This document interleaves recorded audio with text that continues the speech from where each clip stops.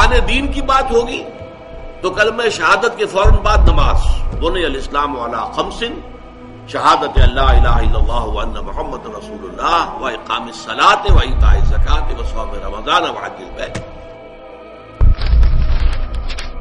اللہ کی اتاری ہوئی شریعت کو چھوڑ کر کچھ اور فیصلے کرنا، اس پر غضب کتنا ہے۔ اولئک هم الکافرون اولئک هم الظالمون اولئک هم الفاسقون۔ چھوٹی سنتوں میں سب سے بڑی سنت داڑھی ہے، جس کا رکھنا سنت مؤکدہ ہونے میں تو شک ہی نہیں ہے، بہت سے علماء کے نزدیک واجب ہے۔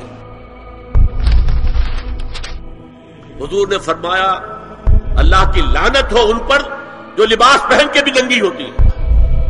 باریک اتنا لباس ہے یا چست اتنا لباس ہے، ڈھیلا ڈھالا ہونا چاہیے۔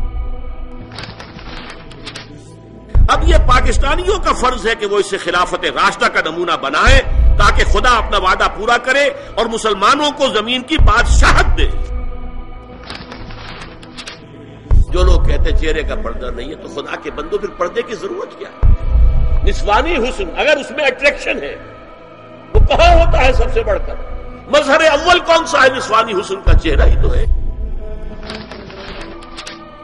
ان فی المال لحقا سوى الزکاۃ، مال میں تمہارے جو حق ہے اللہ کا وہ زکوٰۃ کے علاوہ بھی ہے۔ یہ نہ سمجھو زکوٰۃ دے دی تو سارا حق ادا ہو گیا، نہیں۔